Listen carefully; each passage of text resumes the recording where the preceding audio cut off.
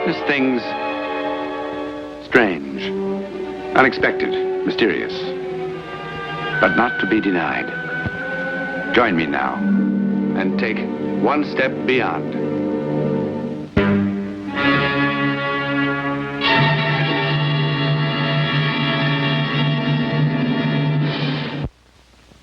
This is a small storeroom of the Lost Property Department of the London County Council. There are many such rooms, but they're rarely visited anymore because the property stored dates back to the war. Property found on the streets or in the bombed-out buildings, all waiting for claimants who never appear. Like this cheap copy of Venus de Milo, meant to stand in some garden. The ages have claimed her arms. The war claimed her head. Like on what mantelpiece do you suppose this old clock was standing when the bomb hit? Calmly ticking. Time stopped for it at 7:36 a.m. or p.m. What difference does it make? Baby strollers, cartons full of things, all tagged with the place and date of their destruction. The East End Arena, September 17th, 1944. Everything this room could tell 100 stories. But this boxing glove was involved in a most unusual occurrence. When, on September 17th, 1944, that dark and heavy curtain to the world beyond five senses, the psychic world, was lifted for a moment.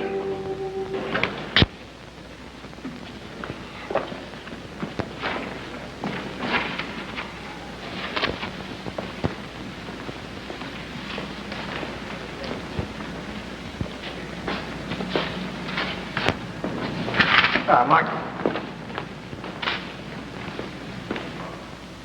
Hello, Yank. Sorry I'm late. Oh, it's all right. I had a bit of shopping to do. Fish and chips. I know. But we're betting the purse, aren't we? I'm financing dinner out of my own pocket, you say. Never mind. We'll have a real feed after the fight. What kind of odds you get? 3-1 for the old 30 quid. That means we'll get 120 pounds if we win. That'll give us something in our pockets when we go up to the Midlands. Birmingham. Oh, they love light heavyweights up there.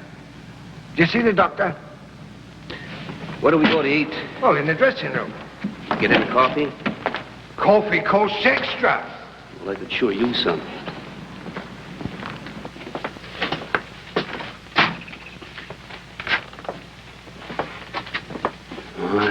This is sure crummy.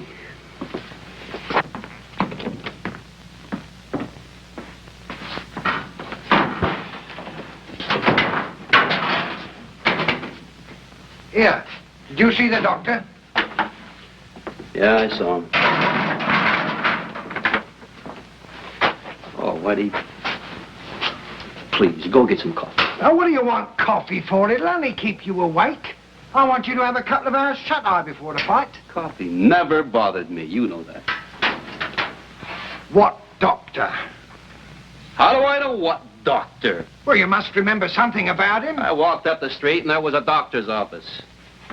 What street? Queen Street. Oh. That would be Dr. Duggan. Yeah, I think so. Yes. He has a big sign hanging out over the wall, like a blinking cinema.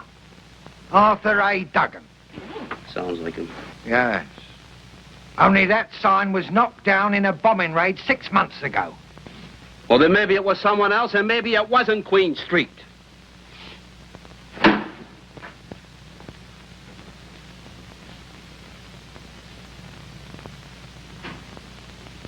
All right, Whitey. I lied to you. I didn't see any doctor. You know, I'm getting too old to fight. It's the only trade I know. You know something, Whitey? The Army wouldn't even have me. That's why I'm in the Merchant Marine now. And why don't you ship out? Oh, I intend to. But I just wanted a little money. I got my eye on a bar and grill. You ought to see this place. It's a real pretty place. That's a pub. It's a nice little place up in Hoboken, Wayne. Yank, don't you realize you're risking your life? But it's my life, isn't it? What am I supposed to do? Sit out in front of some fight club with my cap on my knees saying, please help the poor? Well, I don't like it. Whitey, you don't have to like it.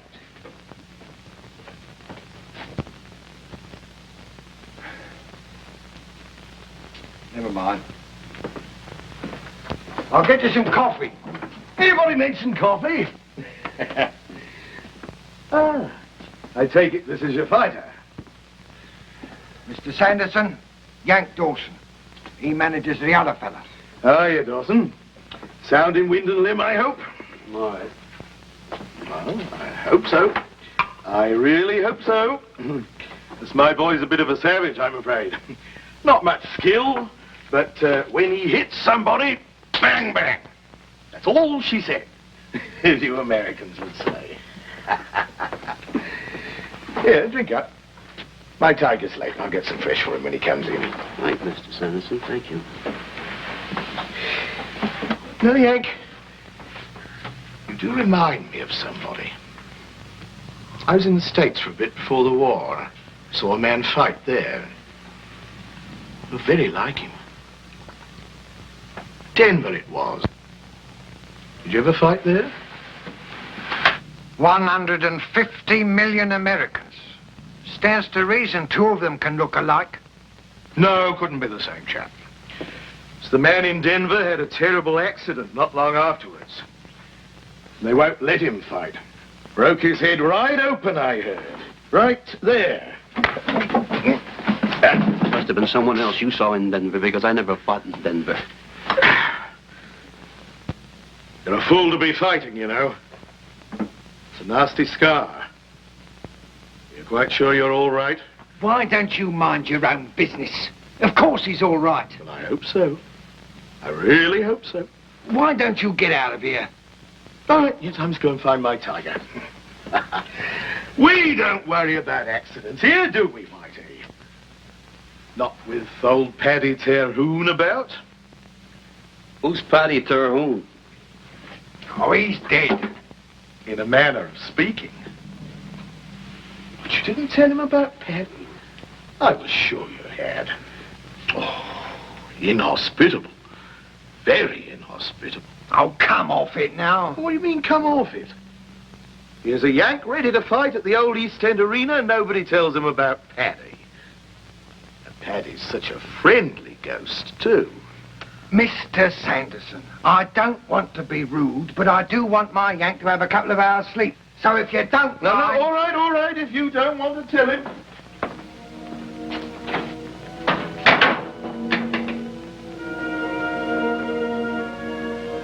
Well, little rub down is what you need.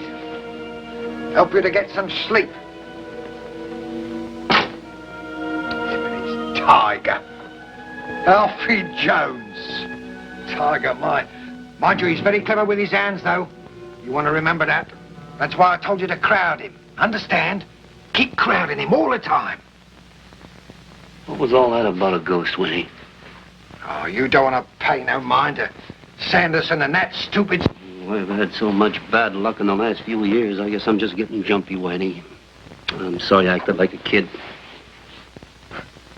That's all right, boy. I don't know why I made such a fuss about it myself. Like Sanderson says, Paddy Terhune's a friendly sort of ghost anyway. He was Empire middleweight champion when he was only 18 years old. Back in 1905, that was. So when he fought Brian Cleary in 1931, he must have been 44. That's getting on a bit for a boxer, you know. And he wasn't Empire champ no more. He had a gold watch, a few good memories, and a blood clot, what nobody knew about. He fought Brian Cleary right here in the East End Arena. Brian liked the old boy. Wanted to make it quick like, you know. So he knocked him out in the second round. That was an act of mercy, Brian thought.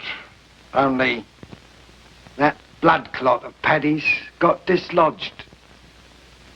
He died before they could get him into the dressing room.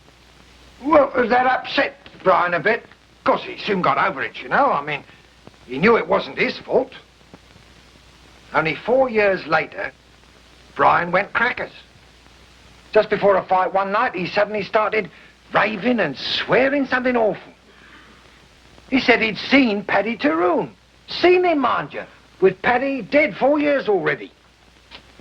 Brian says that Paddy just stared at him and shook his head slowly from side to side, like he was trying to tell him something.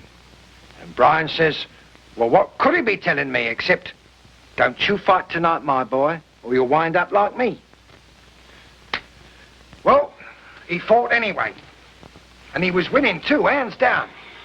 Until Frankie Shane, fighting him back as best he could, suddenly caught him with a lucky right. Oh, what a whopper. Caught him high on the forehead and pitches Brian towards the ropes and through the ropes.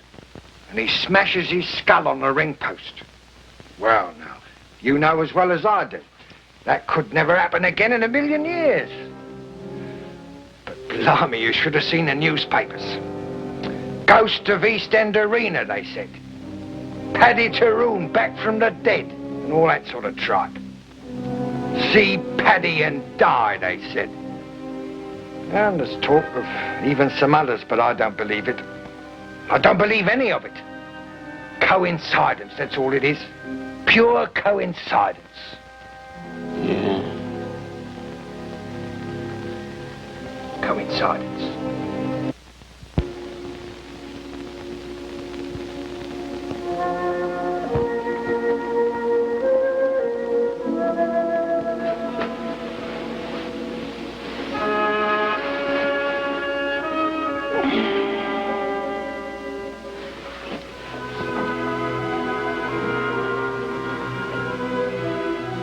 Who are you?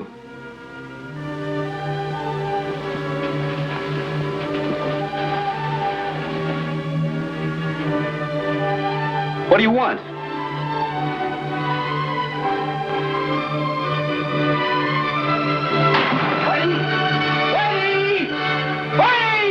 What's going on Isn't here? there, Whitey? I saw. Who? The fellow you were telling me about, Paddy Tyrone, he's standing in there. Ah, you must be dreaming. He's in there, I swear. Look for yourself.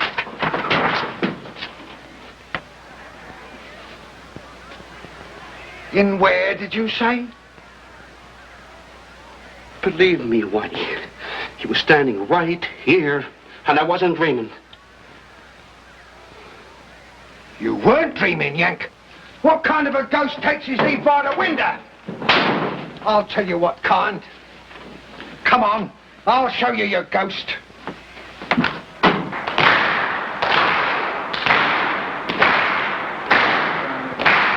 Listen to him out there. You're going to ruin me. Well, don't look at me. He's the one what's ruining you. Him and his psychological warfare. I got contracts with the both of you. Well, we are ready to fight. Then you two can fight. I'll tell you straight out, my boy isn't going into the ring until he admits what he done and apologizes for it. And just what am I supposed to have done? I had somebody to impersonate Paddy Tyrone, that's what you've done. Trying to scare my boy. What's all this about? That ghost was a fake. Well, maybe it was, but that doesn't prove that I had anything to do with it. Who else? Who else had reason? It's your boy we're fighting, and you was offering odds of 5 to 1. Got confidence in Alfie, that's all. Well, that's another thing. Look at him. Cool as a cucumber. Quiet as can be. Here, got nothing to do with me. I'll say fight. Well, that's just it. Your opponent saw Paddy Tyrone, and you say fight. Aren't you scared you're gonna kill him? Cleary and Kawicki saw the ghost and they was killed in the ring. Why doesn't it bother you that the man you're fighting is going to die? I'll tell you why. Because it's a fake and you know it. If what you say is true, it's a case for the Boxing Control Board. Unsportsmanlike conduct by a manager. You insisted that my boy heard about Paddy Tyrone, and you knew he was going to take a few hours' sleep. That gave you plenty of time. How long did it take to sew Paddy's name onto that sweater? Now, look here, Whitey. And who did you hire to do Paddy Tyrone? Which one of your flunkies was it? Willie Davis? He's about the right age and size. Who's Willie Davis? Oh, some used-up old fighter who'll do anything for a few quid that he can take across the road to the Red Lion and turn into whiskey. And we don't have to ask his permission to go over there and ask Willie to talk, and he'll talk, in the interest of justice and better boxing and a few more drinks. Come on. No, wait. All right. I did it. There you are, you see. Willie played the ghost. It was my idea. Well, I know I shouldn't have done it, but Willie looks almost exactly like Paddy, and with a little makeup, well, I just couldn't resist it. There's nothing criminal in it, mind you. It was just psychological warfare, just like we do on the Germans, that's all. Only that happens to be war, where all is fair, so they say. But this is boxing. All right. Which is supposed to be a sport. Well, maybe it wasn't sporting. Maybe. All right, then it wasn't sporting. You've never done anything that you're sorry for? Well, if I did, I said I was sorry. Oh, I'm sorry. Sorry, Yank. If everybody's quite satisfied, let's have a fight.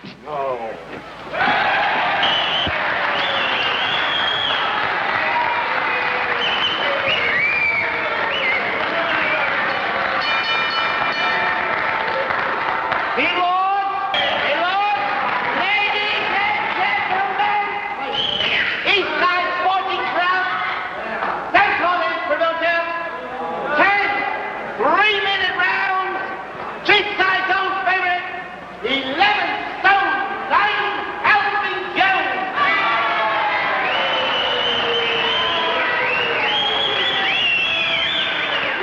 His worthy opponent, U.S. Merchant Seaman, 11 stone 6, Yank Dulce.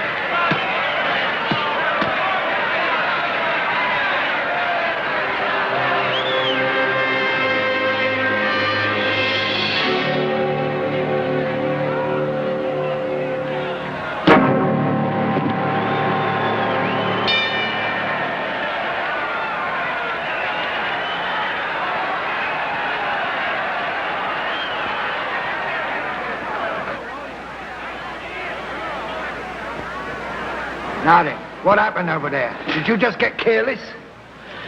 That fellow I saw in the dressing room. You know, Davis? Well, what about him? He's sitting up there in the last row. I saw him. It kind of confused me, I guess. So Sanderson's still up to his tricks, is he? I'll flay him alive.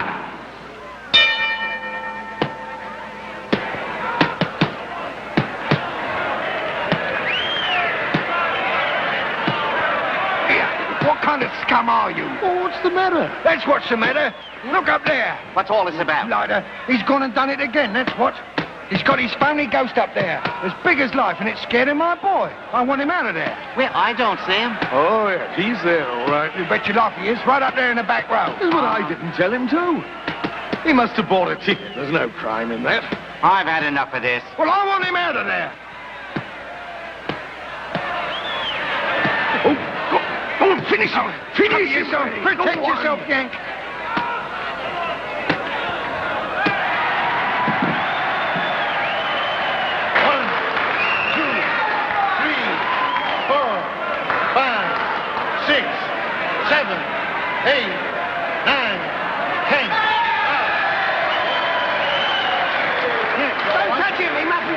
Let's get him to the dressing room. No, he must not be moved. Get a doctor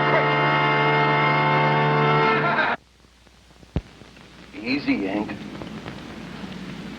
How do you feel? All right, I guess. You want to try to sit up? Yeah.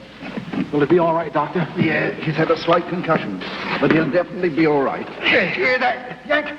You're going to be fine, boy. I didn't say he'd be fine. I said he'd be all right. No more fighting, Yank. You hear that? I guess you're right, Doctor. Well, let him rest here for a few minutes. Then he can get dressed and go home. Oh, bring him in to see me tomorrow. Righto, Doc.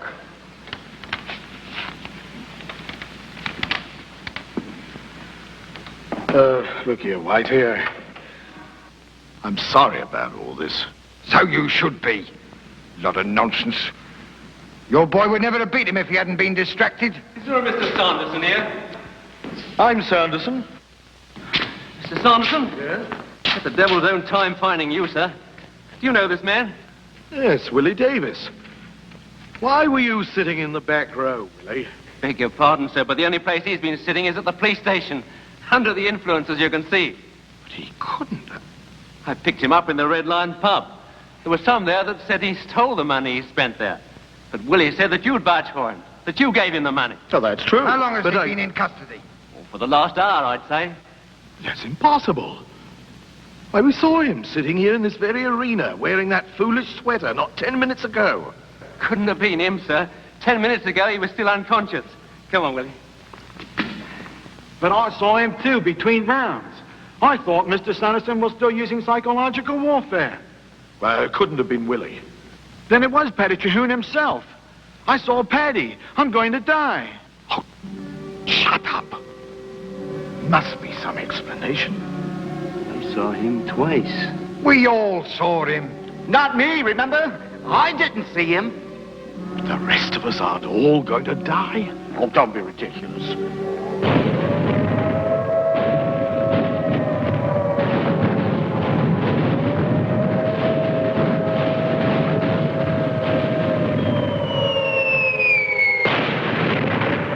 The German bomb, aimed presumably at the waterfront, struck the East End Arena about 12 o'clock. The newspapers called it good fortune that only 5 people were in a building that only a few hours before had held so many more. 4 were killed. The promoter Collins survived to tell what happened. And thus the legend of Paddy Terhune was once more revived. If you see Paddy, you die. But is that all it really was? I mean, a legend. Well, of the 5 men, the promoter Collins was the only one who didn't see Paddy. He was also the only one who didn't die. Next week, and every week, we'll be bringing you the personal records of the rarest kind of human experience. Man's adventure in the world of the unknown. That mysterious psychic world beyond our 5 senses. This is your invitation to take with us that astonishing one step beyond.